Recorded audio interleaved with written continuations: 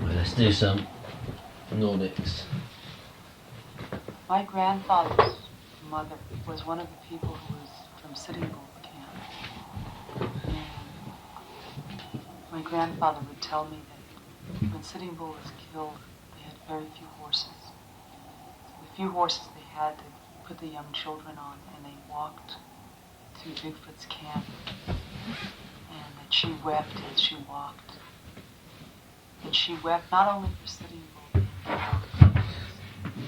but also wept because she feared that she would not live to have children. And if she did have children, would they be Lakota? Sitting Bull's grieving followers fled toward the Cheyenne River Reservation, where they joined a mini Kanju band led by a chief named Bigfoot. He had once been an enthusiastic ghost dancer, but he was no longer certain that the world would be transformed. Bigfoot decided to take his band into Pine Ridge and see if there wasn't some way to reconcile things. Okay. But General Miles misunderstood what Bigfoot was doing and ordered the 7th Cavalry under Colonel John Forsyth to intercept him. They caught up with Bigfoot 3 days after Christmas. The chief was riding in a wagon, too ill with pneumonia even to sit up. But he flew a white flag to show his peaceful intentions.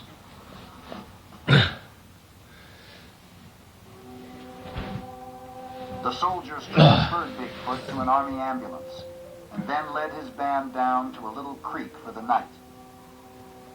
It was called Wounded Knee. There were 120 men and 230 women and children. The soldiers distributed rations. An army doctor did what he could for Bigfoot. But the soldiers also posted 4 cannon on the top of a rise overlooking the camp. The following morning there was a bugle call. Then I saw the soldiers mounting their horses and surrounding us. Let's do It was Nordics. announced that all men should come to the center for a talk. Bigfoot was brought out of his tent and sat, and the older men were gathered around him. Deweybeard. Charles Allen, a reporter for a Nebraska newspaper, watched from the hilltop.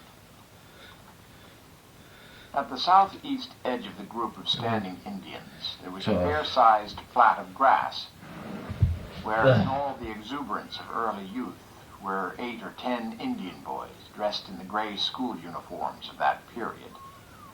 The fun they were having as they played mucking horse, leapfrog, and similar games carried the mind for a fleeting moment back to the days of boyhood.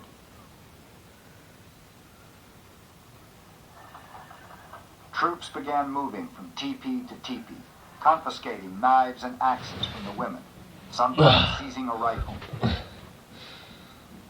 A medicine man began to dance. Do not fear, he told the warriors, but let your hearts be strong. Many soldiers are about us and have many bullets, but I am assured the bullets cannot penetrate us. Suddenly, scooping up a handful of dirt, he tossed it scattering in the air, and with eyes turned toward heaven, implored the Great Spirit to scatter the soldiers likewise. Almost simultaneously with him throwing a handful of dirt into the air, soldiers tried to disarm a man who was dead. And he hung on to his rifle and they kind of struggled over it and it went off.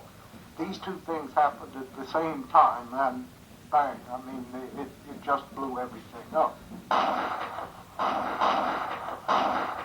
The soldiers opened fire with rifles, revolvers, and finally, a cannon that hurled exploding shells into the teepees. The Lakotas did their best to fight back.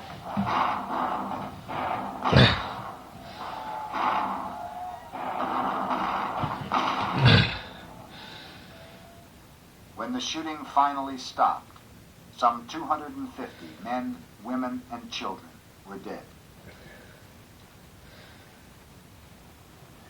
I walked around viewing the sad spectacle. On reaching the corner of the green where the schoolboys had been so happy in their sports but a short time before, there was spread before me the saddest picture I had seen or was to see thereafter.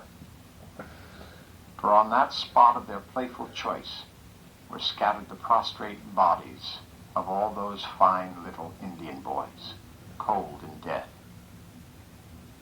The gunfire had blazed across their playground in a way that permitted no escape.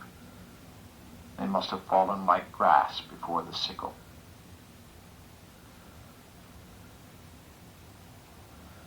Dead, too, were 25 soldiers. Wounded Lakotas and wounded soldiers alike were taken to the Holy Cross Episcopal Church at Pine Ridge.